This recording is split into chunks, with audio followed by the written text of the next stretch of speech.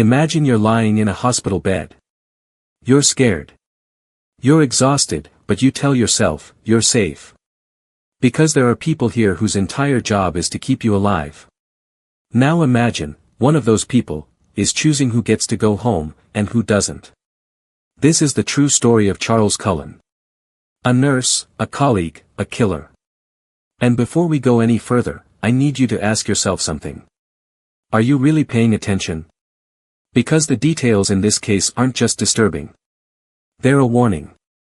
If this hits different, drop a comment, like the video, and subscribe. Because this story only gets darker from here. Charles Cullen was born in 1960, the youngest of 8 children in West Orange, New Jersey. His father died before he was a year old. He never got to know him. His mother died in a car accident when he was 17. He was in the vehicle. He survived.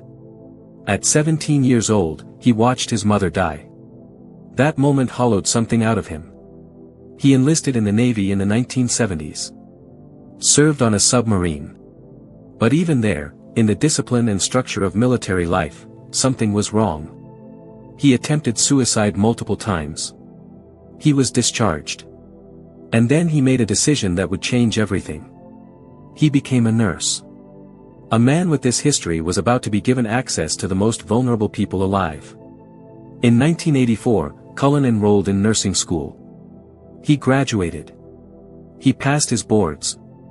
And in 1987, he began working in the burn unit of St. Barnabas Medical Center in New Jersey. He was quiet, he was reliable, he did his job. But in 1988, just 1 year in, something happened. A patient in the ICU received a medication they were never prescribed. Their condition deteriorated without explanation. They died. No one connected it to Cullen. And why would they? He was a nurse, he was trusted. But here's what we know now, that patient may have been his first victim. And the hospital? They didn't report it. We'll get to why, and it's worse than you think. Let's talk about how he killed. Because understanding his method is what makes this case so terrifying. Cullen used drugs. Common drugs. Hospital drugs. Medications that were already on site, already accessible, already in the building. His weapons of choice were insulin and digoxin. Insulin, in the wrong dose, sends blood sugar plummeting. The body seizes, the organs shut down. And unless someone tests specifically for it, the cause of death looks natural. Digoxin is a heart medication. Life-saving in the right dose, fatal in the wrong one. And it leaves almost no trace unless you know exactly what to look for. He would tamper with 4 bags, he would inject drugs into lines when no one was watching. He would dispose off evidence before anyone could question it. He was systematic. He was careful. He had 16 years of practice.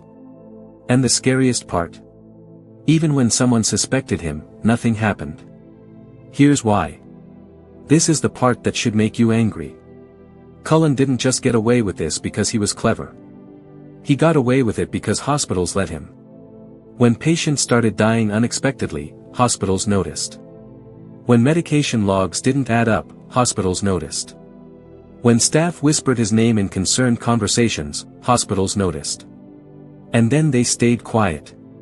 Because here's the ugly truth about how hospitals worked. Reporting a nurse for suspected murder meant investigations. It meant lawsuits, it meant headlines, it meant liability. So instead of picking up the phone and calling police, they picked up the phone and called their lawyers. And then they did something unconscionable. They quietly asked Cullen to resign. No criminal report, no warning to other hospitals. No alert to families who had already lost someone. Just, please clean out your locker and go. And Charles Cullen would show up to work the very next week. At a different hospital.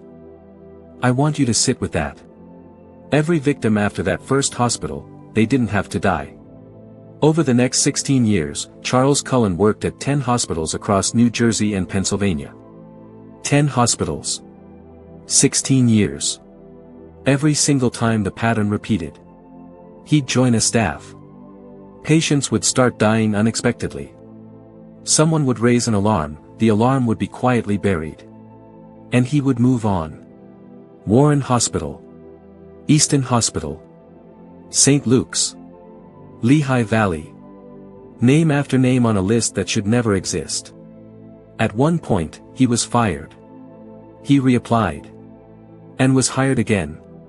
At another hospital, a nurse reported that Cullen had been entering patient rooms without cause. That medication had gone missing. The report was filed, then ignored.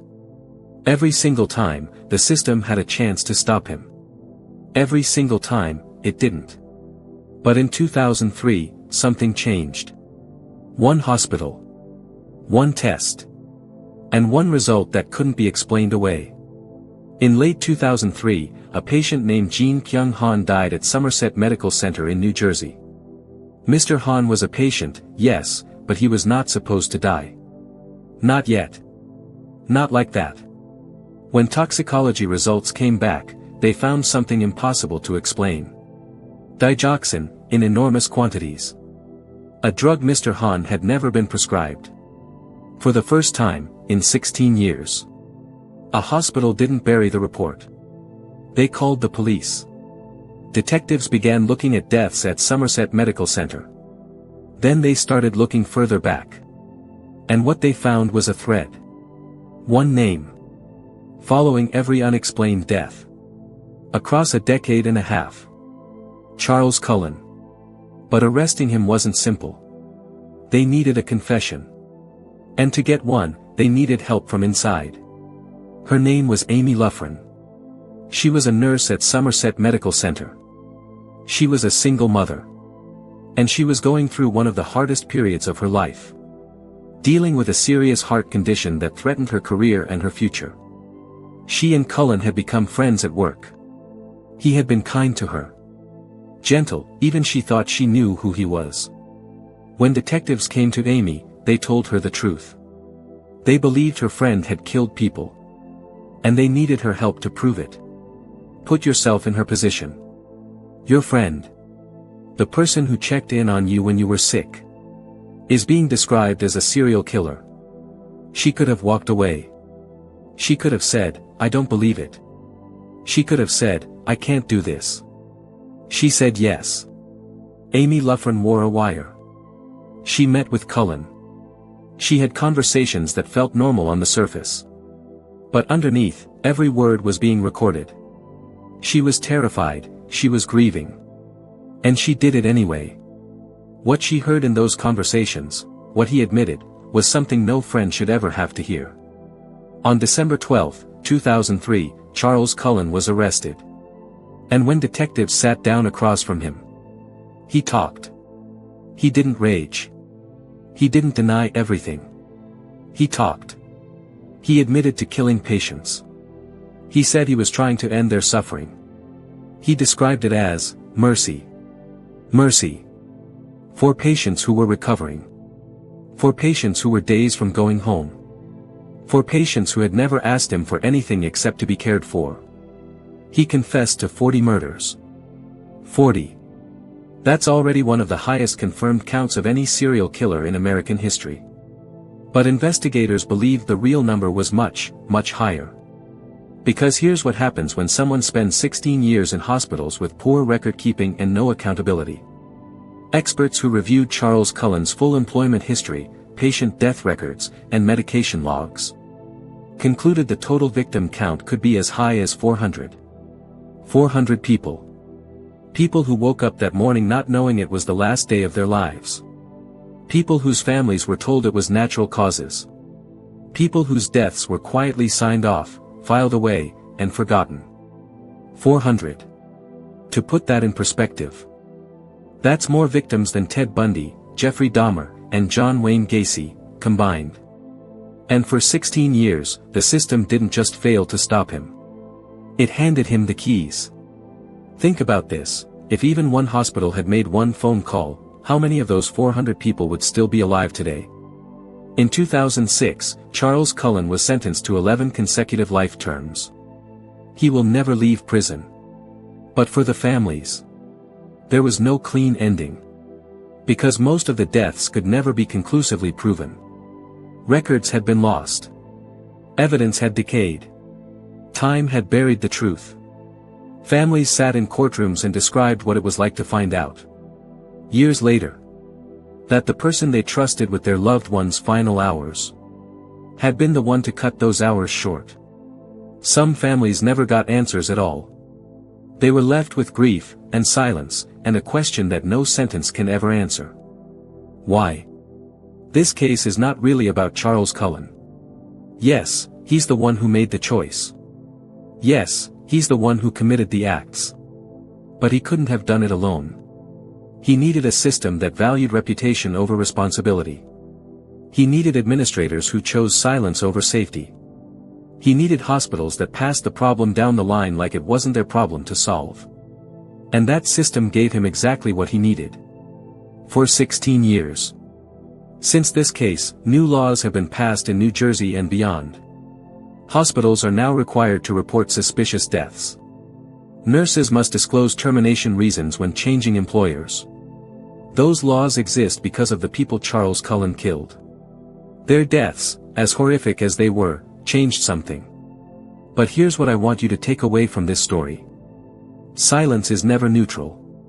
When institutions go quiet to protect themselves, real people pay the price. And sometimes, the most dangerous person in the room is the one you've been trained to trust. If this story moved you, share it. Because the families of these victims deserve to have their stories heard. Drop a comment and tell me. Do you think the hospitals should face criminal charges for what they allowed to happen? Like, subscribe, and I'll see you in the next one. Because sometimes, the most dangerous people are the ones we never think to question.